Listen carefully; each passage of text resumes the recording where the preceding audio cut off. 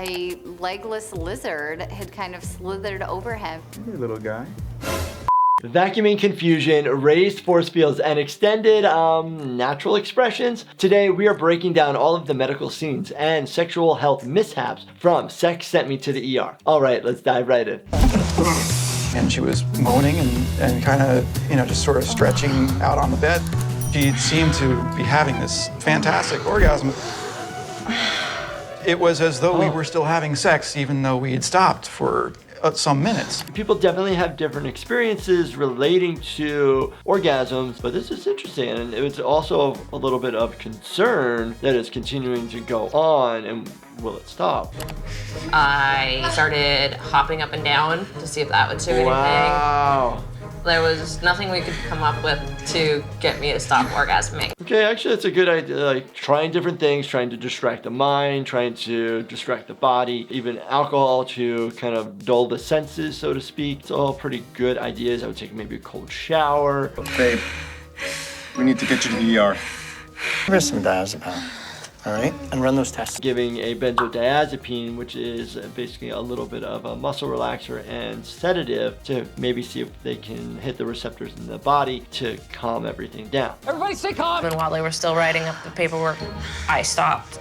And this happens so often where literally you're at home, you're dealing with your ailment that you're dealing with, whatever it is, you wait, you delay, you show up to the emergency department and then it stops. But it does happen, change of scenery, change of events, time, so we don't know exactly why. I was going from specialist to specialist, and they didn't know what to do with me, and they had me on antidepressants at the time. She's wearing some different types of EEG monitoring. There's some stickers, which we don't use very often anymore. At the end of the day, after a lot of research was done, they finally determined that I'm bipolar, and they had to switch me from antidepressants to bipolar meds. Medications have multiple different effects and side effects, and in this case, unfortunately, this individual taking medication had a very abnormal side effect, and now needs to be labeled that you can have idiopathic orgasms where they just come spontaneously out of nowhere.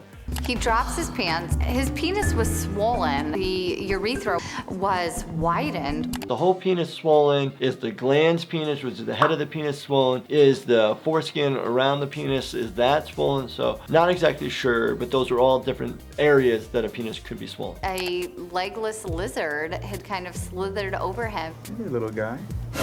What's your name? I'm Sean. So What? you're telling me that the lizard went into your... Yeah.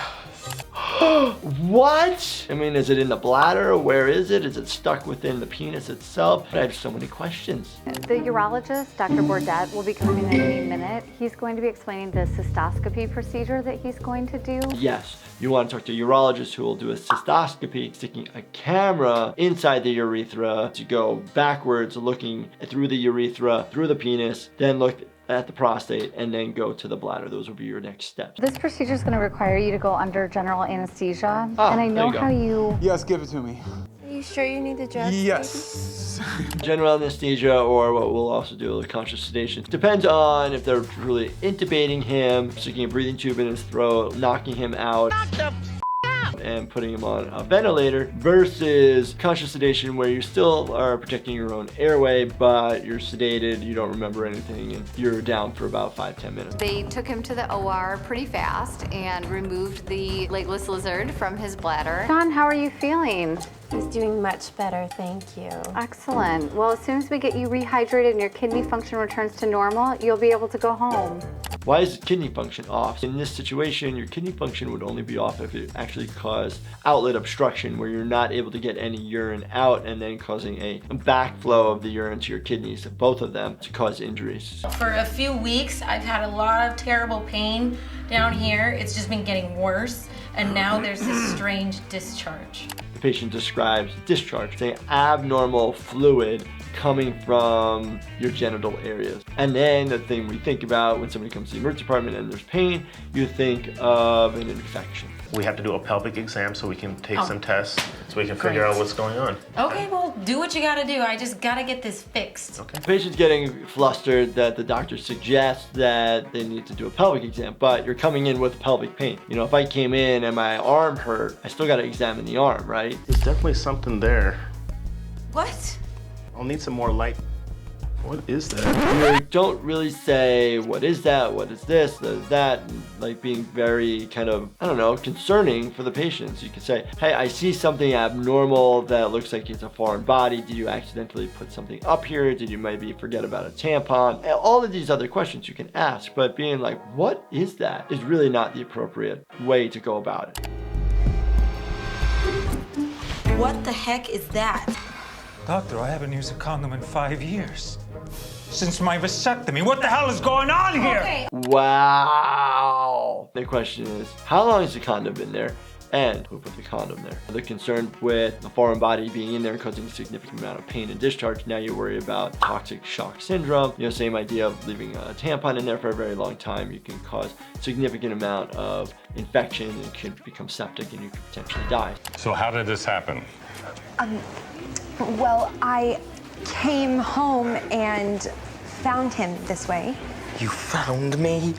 We see a lot of these sex-related injuries come to the emergency department across all emergency departments every single day. And it is very important that you are very clear, precise, and quick with telling us what exactly happened so we can be quick and precise and know exactly what to do to try to help you. Don't lie to me! At this point, there's only one option. We gotta cut it off. And obviously they're being very dramatic in the sense of saying they're going to cut it off. They're not meaning it, they're meaning the hose and trying to get any of the type of tubing off of the penis. All right, what's the... Oh, Doc. You have to start warning me about these situations. So the maintenance guy probably came because there are specific tools that they may have that we may not have in the emergency department. I've even had to call myself, like say the fire department, because they have specific tools on their truck that are more useful that I could use in the emergency department versus what we have, or calling the maintenance department, they may have other tools. So we have to use what is at our disposal. And we were using the trauma shears, the cast cutter, and nothing was working.